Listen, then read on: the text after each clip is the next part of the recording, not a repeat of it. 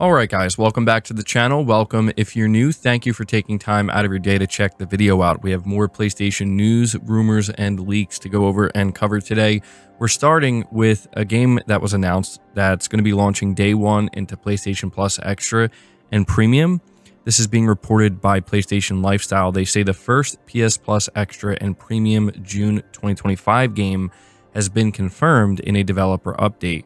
Remedy Entertainment held a live stream a few days ago where it announced that its upcoming shooter FBC Firebreak will release on June 17th, landing on PlayStation Plus day one. As previously announced, FBC Firebreak is a 3-player co-op first-person shooter set inside the Control universe. As a years-long siege on the agency's headquarters reaches its boiling point, only Firebreak, the Bureau's most versatile unit, has the gear and the guts to plunge into the building's strangest crisis, restore order, contain the chaos, and fight to reclaim control. This is what the official description reads. It's also worth noting that this game is not free to play. It's going to be launching at $40 US.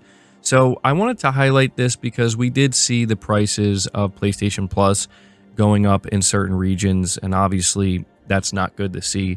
But at least on the plus side here, we do get some pretty decent, I would say, day one titles. Although I don't know that this is going to be enough to convince people that the price increase is worth it. I'm not even sure how much excitement there is for this game or how much interest people have in it. Because, I mean, when you think of the game Control, when you think of Remedy, I don't think this is the type of spin-off you would imagine. But let me know if you're subscribed to PlayStation Plus, if this is a game you're going to be trying out. Moving on to the next topic, continuing to talk about PlayStation Plus as well as gaming subscriptions in general, we have an interesting write-up here from Push Square, and it says, for the first few years of this generation, a number of industry analysts argued Sony may need to add first-party games to PS Plus at launch in order to maintain pace with Xbox Game Pass. Sony, to its credit, always maintained its position that this was unsustainable. It later added tiers to its subscription offering, providing good value with PS Plus Extra and PS Plus Premium without going all in like its Microsoft rival. Microsoft has since missed a number of targets with its own service and has subsequently started releasing games like Forza Horizon 5 and Indiana Jones and the Great Circle on Sony's console. And now Circana analyst Matt Piscatella, writing in response to an incoming PS Plus exodus, has said that subscriptions are certainly not the future of gaming.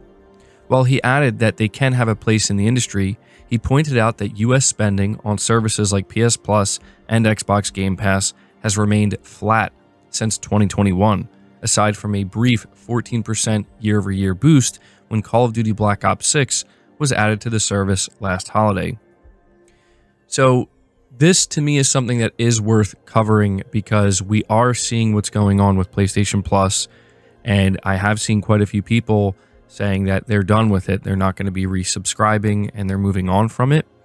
But we also think about something like Xbox Game Pass, and a lot of people point out that it's much better than PlayStation Plus. It's a great deal, it's a great value, but yet the growth remains completely stagnant. This is, I think, why we continue to see Microsoft getting more aggressive with marketing their games on PlayStation, because I've maintained that the most important thing for video game developers as well as publishers has always been and will always be simply full price game sales. Without that, the entire industry would collapse. I don't have a problem with subscription services. I think most people don't. They can be valuable depending on how you engage with games, right? And how much you're willing to spend on games.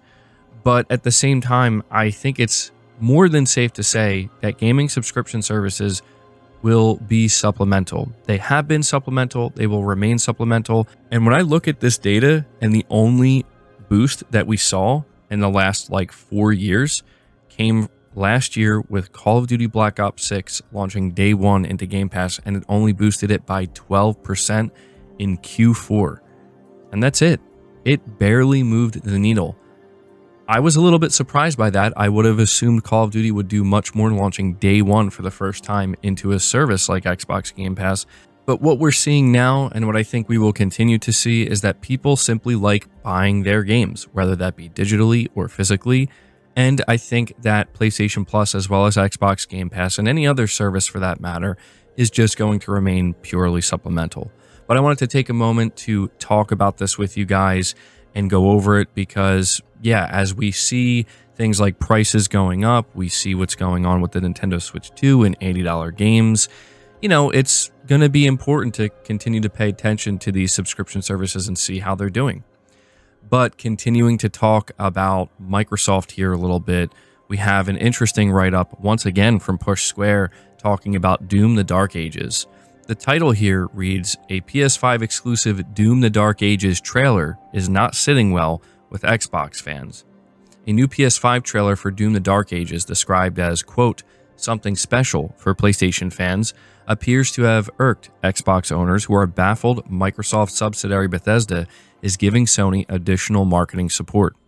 It's not a big deal in the grand scheme of things. The level it features, named the Cosmic Realm, will be available on all platforms, of course, but it's being perceived as a further slight by fans as Xbox makes more and more of its games multi-format.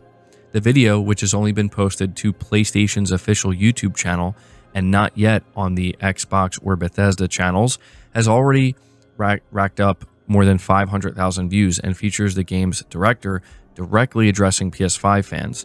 The footage, captured on PS5 Pro, focuses on the aforementioned Cosmic Realm, a Lovecraftian dimension populated by the property's most insane enemies. To be fair, just to focus on the gameplay for a moment, it looks absolutely fantastic. The new enemies come with unique combat challenges and a fresh firearm named the Reaver Chainshot. Looks like a ridiculously entertaining way to dispatch them. It says there are so many more secrets to reveal and legends to forge here in the new world we've crafted for you, says the game's director. I think you'll find your time in the Cosmic Realm to be full of intrigue and bloody bone-crunching mayhem, and it will look amazing on your PS5, featuring cutting-edge, ludicrous graphics powered by the all-new id Tech 8.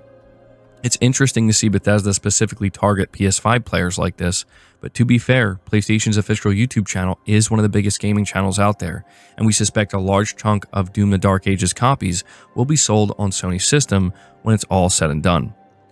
Now, I have seen people talking about this, and I think it's disingenuous to not acknowledge this to some extent, that, yeah, we are beginning to see Bethesda, who's owned by Microsoft, and id Software go out of their way to specifically market this game aggressively on PlayStation's channels.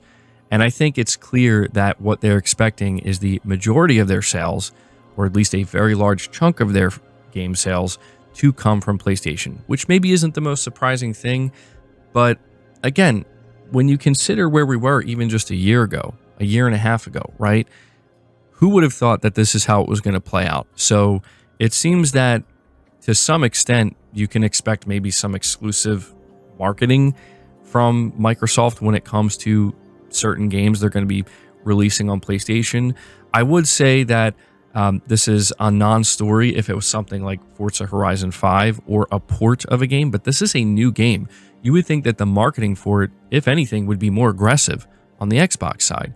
So I guess what I'm trying to say here is I really can't blame Xbox players for being a little bit frustrated with this. I mean, this would essentially be the equivalent of Sony releasing an exclusive trailer and look at Ghost of Yotei on the Xbox YouTube channel while not releasing it on the PlayStation channel. It would make people kind of scratch their head a little bit, and I think communicate a very clear message.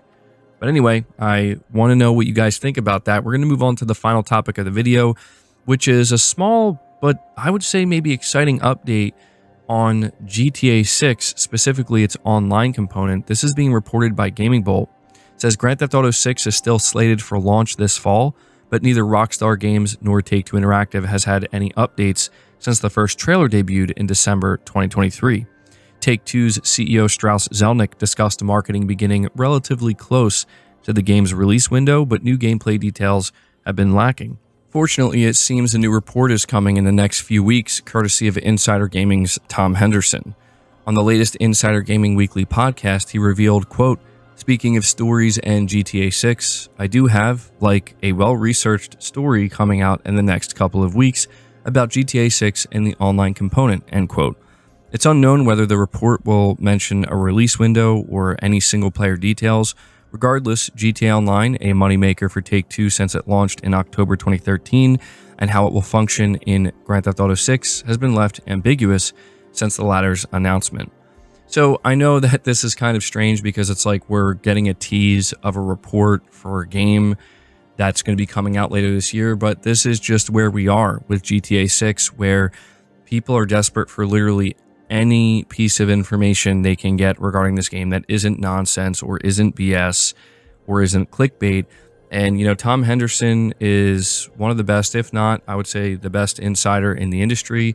And he's saying that he's been doing a lot of research when it comes to the online component of GTA 6, and he's going to have some, I would assume, information to reveal about it in the coming weeks. And yeah, that's going to be very interesting because obviously we want to know more about the single player.